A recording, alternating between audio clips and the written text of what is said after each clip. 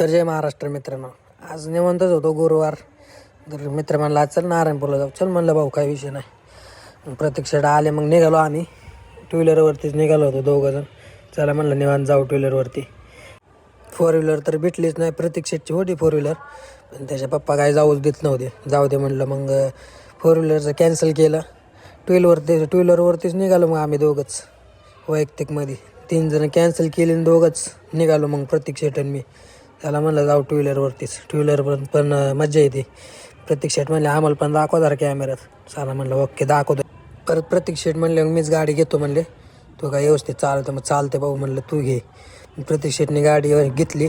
बघा विठ्ठल आपलं दिवे घाटावरून वरती आल्यानंतर विठ्ठल आहे बघा. भरपूर लोक फोटो वगैरे काढायला येतात. आमचा चालला होता विषय यायचा, पण बघू म्हणलं टाईम भेटला तर येऊ. लय भारी विठ्ठलाची मूर्ती आहे तिथं. प्रत्येक शेट इकडे तिकडे बघू त्यांना चहा प्यायचा होता. मग चहा पिण्यासाठी बाजूला घेतली गाडी. प्रत्येक शेट म्हणलं चहा पिऊन जावं जरा मस्तपैकी.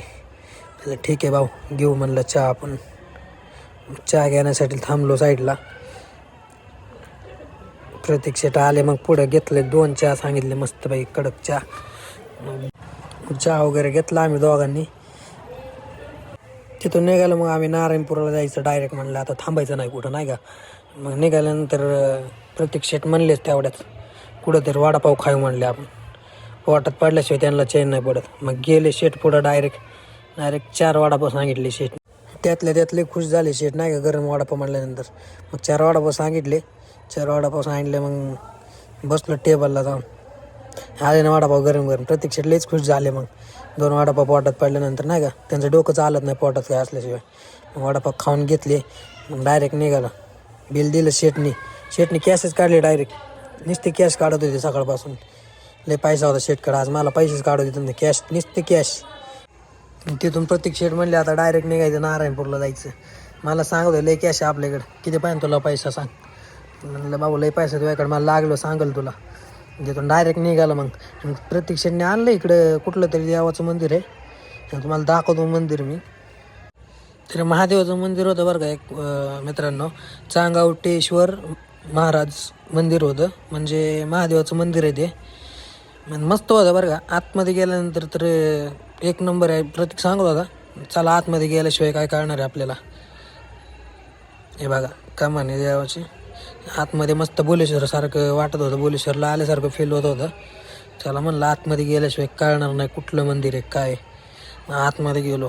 महादेवाची पिंड वगैरे देवा देव नाही का. असं मंदिर मस्त होतं बरं का. मस्त तिथून निघलं मग डायरेक्ट नारायणपूरच्या दिशेने.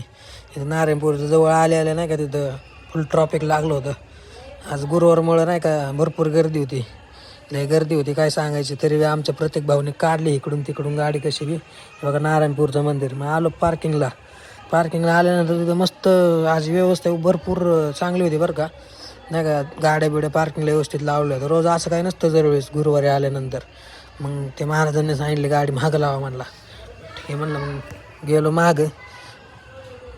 गाडी वगैरे लावली. मग महाराजांनी मस्त व्यवस्था केली होती. चांगलं वाटलं बरं का आज नारायणपूरला, नाही का. पार्किंगची व्यवस्था व्यवस्थित केली होती. ती गाडी बीड लावून आलं. मग भरपूर गर्दी होती नाही का. लाईन वगैरे लागली होती. आतमधून दर्शन होण्याची काही शक्यता नव्हती. बाहेरूनच दर्शन वगैरे घेतलं आम्ही. बघ गर्दी साईडला गर्दी नव्हती, पण मंदिराच्या साईडने अशी गर्दी होती ना बेकार. अजिबात जाता येत नव्हतं. देवाचं तोंड दिसत नव्हतं काय अजिबात. मग साईडनेच आम्ही नाही का मंदिराच्या साईडनेच बाहेरून दर्शन घेतलं. शक्य नव्हतं आतमध्ये जाणं. बाहेरून हे बघा गर्दी किती आहे. लय गर्दी होती. लांबून कॅमेरा झूम केला तरी देव दिसना इतकी गर्दी होती. लय लांबून नाही का झूम केलं होतं तरी पण मी जावल्या. म्हणलं आता काय दरवेळेस होतं आपलं दर्शन, ह्यावेळेस नाही. प्रत्येक शेट म्हणले आता चला जाऊया. मग जाताना चालताना सुद्धा ट्रॉफिक एवढं मोठं. चालता येईना पुढं जाता येईना एवढी गर्दी. लय ट्रॉफिक होतं. प्रत्येक शेटने गाडी काढली. फिरून आलो पार्किंगमध्ये गाडी बीड काढली. चला म्हणलं आता डायरेक्ट जाऊ म्हणलं आपण. तर आता फायनल आम्ही घरी चाललो होतो. झालं होतं सगळं दर्शन वगैरे. तर मित्रांनो कसा वाटला ब्लॉग लाईक करा, कमेंट करा, फॉलो करा. कसा वाटला नक्की सांगा.